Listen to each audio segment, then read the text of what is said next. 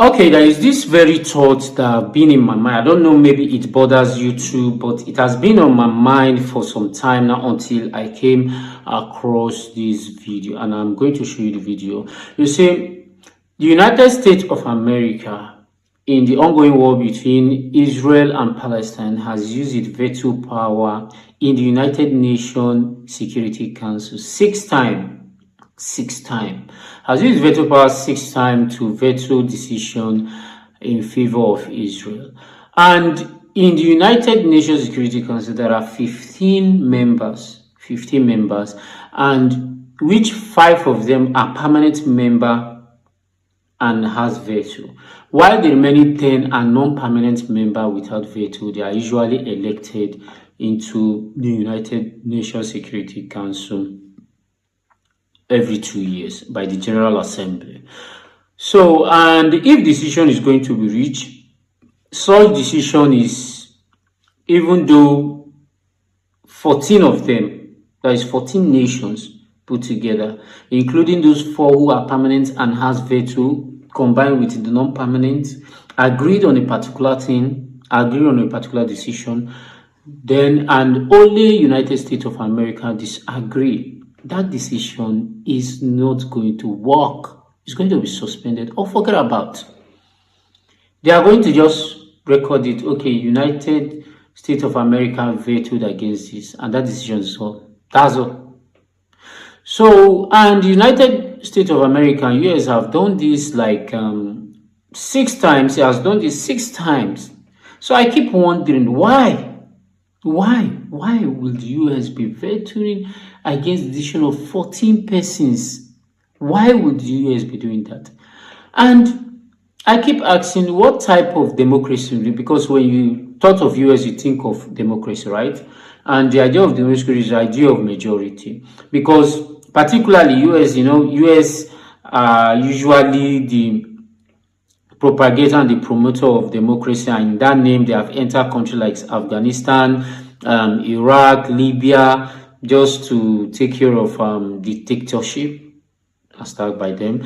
And in prosy, they have done to Cuba, Chile, and even Iran. They have done a lot of things about the issue of dictatorship, and we know, everybody knows what US do when it comes to the issue of democracy. So I keep wondering, so US, you that is the champion of democracy, why can't you practice the same democracy in the United Nations Security Council, that you had to veto the decision of 14 persons, including people that have strength like you, that have the same veto power and they are permanent member? So I feel that that is not right until I come across this video. So let me play this video so that you can watch. You can learn from it. This is why an African country cannot be a permanent member in the UN Security Council. I will tell you why. Before I tell you why, okay, watch this video so you understand where we are coming from. Watch it. You cannot claim to be the United Nations while disregarding the voice of 54 nations. It is not possible.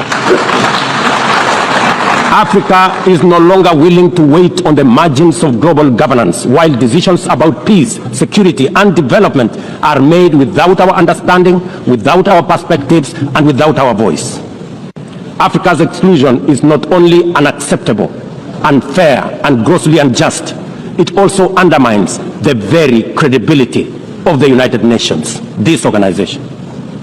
Africa dominates most of the Security Council agenda, provides some of the largest contingents of UN peacekeeping forces, and bears the heaviest costs of instability.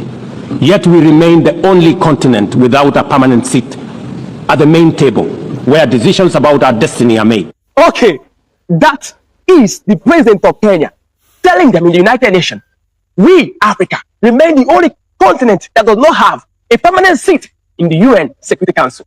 Why? I'll tell you why. Because this is modern day Sankaya, where truth is made open. And I'm going to bisect it step by step for you. So get a pen and a paper, bring your family people, sit down, so I can teach you. Listen, for you who do not know what United Nations is, it's an international organization that maintains what peace and order.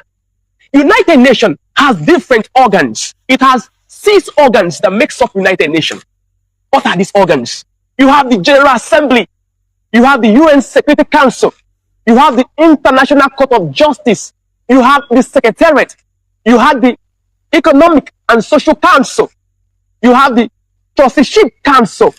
These organs make up the United Nations. But in all these organs, one is the organ mata. One is the strongest, and that is the UN Security Council. It's made up of five members. Britain, United States of America, France, Russia, and China. No other person can join them. Do you know why this position is so attractive? If all the members of the United Nations agrees on something, and one of these five persons that I mentioned said no, they will change the order. Just one. If one of them disagree, even if all the members of the United Nations agree, it will not hold if one agree. Why is it like that? I will teach you. Pay attention. You see, you cannot talk about United Nations without talking about how it came into existence. That is what we historians call what? A diagnostic process. So let me diagnose United Nations for you to understand better. United Nations came after what? League of Nations.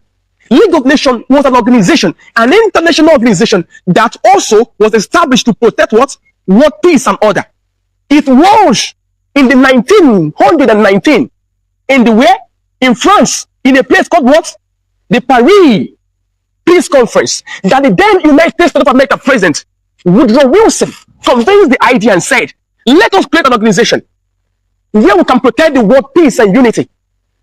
And they said, okay, we are going to create it. And then on the 10th January 1920, League of Nations was created. But guess what? America was not a member. Why is it not a member? Even when it was their own president that convinced the idea, we can do this. And the idea was better, but yet they are not a member. That was one of the reasons that led to the failure of League of Nations. League of Nations failed. Why? Because Second World War happened. It happened. There was no world peace. Why? Because Italy was there trying to invade Ethiopia. Japan was invading countries. So Second World War happened. So League of Nations failed. After the Second World War ended in 1945, the world came together again and said, okay, let us create another organization and call it what? United Nations, to prevent another world war. The world leaders met in San Francisco, United States of America, on the 26th of June, 1945. But officially, United Nations came into existence on the 24th of October, 1945. 50 charter members from the United Nations. Listen, this is where the gist is. Don't miss it. Don't miss it. Pay attention. This is where it is. 50 charter members from the United Nations in 1945. Do you know how many African countries were there? Egypt, South Africa, Liberia, and Ethiopia. No other African country was there. Remember, in 1945, when United Nations was formed in 1945, you were still under colonization. You were not there when the structures, the organs, and the arms of United Nations was formed. You were not there. You were still under colonization. Countries like Kenya, Nigeria, and Ghana gained independence in 50s and 60s. You were not there when United Nations was formed. So when African countries regained independence and all joined fully, the organs of the United Nations have been closed. You need to understand something. The position of the permanent members of the United Nations is given to the victors of the World War II. The World War II victors, because history is written by the victors. Japan is not there. It was conquered. Germany is not there. She was conquered. Italy is not there. She was conquered. The victors are the permanent members of the United Nations. Britain, France, Russia, and China, US. You need to understand that the Second World War was between the what? Ally and the Axis power. It is the part that won the war that now own United Nations. You can't be a member. You can't, because you were not there when it was formed. You can't. The position of the UN Security Council is not based on fairness. It's based on those that won the World War II. The military strength, your economic power. It's not based on fairness. You need to understand this African country. When I watch this video, I come to realize that I think what is going on, including what Ruto is saying, Williams Ruto is saying, I think that kind of discussion is going to be for a very, very long time. and very, very long time. I'm going to explain why. Because after this, I decided to look at where is Africa compared to these big countries, like all these permanent member countries. And I did not even decide to choose from maybe US or France or Russia or UK and those permanent members. I just decided to, okay, let me look at India GDP. I look at India GDP, nominal GDP, and India GDP is around 4.1 trillion. And I decided to compare it not with any African country, single African. I compared it with 5 big African countries like South Africa, Ethiopia, Algeria, Nigeria, and Egypt, right? I decided to compare it with them. So, and I discovered that all of them combined are 1.4 trillion. So I just decided to look at it that, okay, when will African countries grow to an extent? I think there is a long journey ahead, a very long journey, especially looking at the way African countries leaders rule their countries. No leader actually tend to rule with the aspiration of maybe bringing head to scale in terms of the face of the world. Most of them, they are sitting with the domestic issue, which they have still battled, and they are blind with the issue of self-centeredness. So, I still feel a lot of talk is going to be on this United Nations thing, except maybe otherwise happened. So I don't know. Let me know your thoughts. Let me know your thoughts in the comment section. What do you think? Are you convinced that we are still going to be on Africa countries are going to be on a very long road, or you feel that maybe out of consideration, out of pity, they might decide, or because Ruto has said that they are going to take him serious and going to consider him? So let me know your thoughts in the comment section.